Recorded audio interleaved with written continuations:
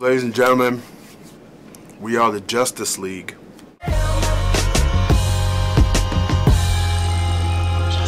Justice League. Vibing to the music. This is how we do it.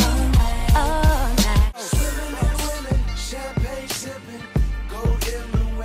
You're watching Nod Factor, and we've been a group now for around 9 years? 10 years. 10 years.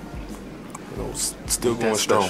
A lot of people can't believe that we've been a group for 10 years. It's like, yo, y'all still together as a group? Yeah, our first track that came out was on Young Jeezy's first album. And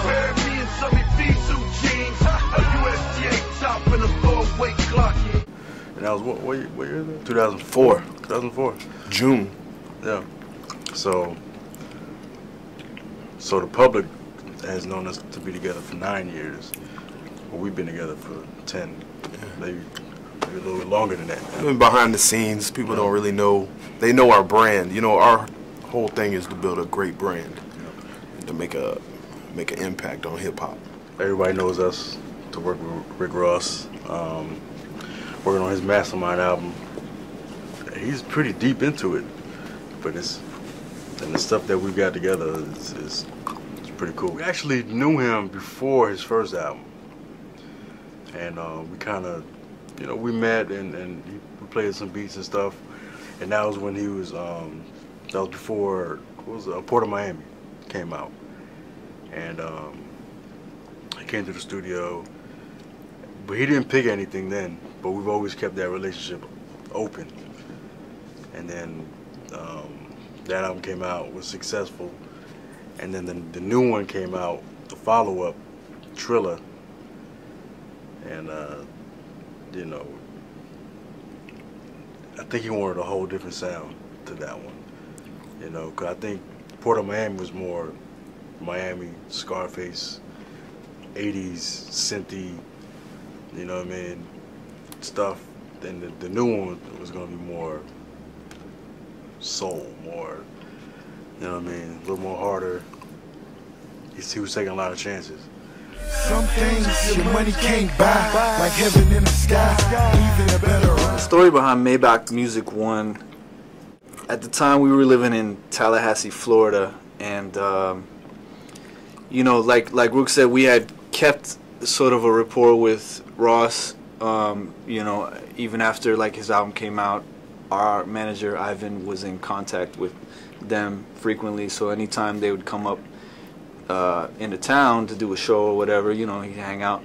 And eventually he got Ross to come through the crib that we had over there. It was a little humble spot. To be real, it was hood as hell. Yeah, it was hood as hell. Ross coming through, he's like, yo, yeah, we're gonna get robbed out here. Yeah, it's at the end of the road, dead end, dark as hell, no lights, trees all around. So he came in, sat on the couch, lit a blunt, and we had this I forgot what kind. It was like this like home stereo we were playing beats off of. So we just played like all the ammo we had that everyone else was too scared to write a song to, because they just didn't get it. You know, Ross at that point, I think he was trying to surpass, or you know, be a, you know, more forward thinking than his first album. So, you know, like he took a liking to everything that pushed the boundaries that we played him. So I mean, like, among that batch was, you know, the beats for Maybach 1, Luxury Tax, Billionaire, and the intro. I mean, all the records he picked that night. So it was kind of crazy. And you know, funny enough, he knew the title of the song, Maybach Music. As soon as he heard the beat, he said, that's Maybach Music. And he said he was gonna put Jay on it. I was like, yeah, fucking right. No, you ain't. But he did it. And I'll never doubt Ross's words again. Never, never die.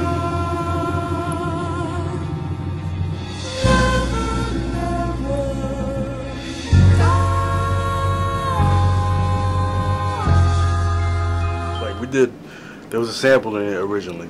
I think Young Chris did a freestyle over that version of the beat, actually. And it's out there. Easy to get addicted to the game. Addicted to the girls, fast cars, and the chains. Don't get lost in the game. Know that old saying that it pours when it rains. Exactly what happened, take a loss in this. But there was a sample in it originally. The writers were Paul McCartney and John Lennon. So Sony ATV owns their publishing. They weren't going to clear it. So we did a direct replay of the sample. And they weren't going to clear it because they still owned that musical composition. So we had to make at least 4 more versions. And we had to go back and forth between us and Sony ATV to make sure that what we did was changed enough so that we can call it an original composition and we're not infringing on John Lennon and Paul McCartney's copyright.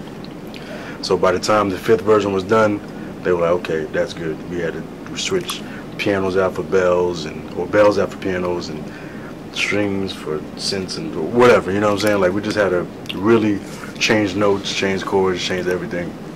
And that was like a learning process for us. That taught us a lot on how to use a sample, but not use a sample. How to reimagine the feel and the vibe of a sample, but still make it an original song. You know what I mean? So that was that. NodFactor.com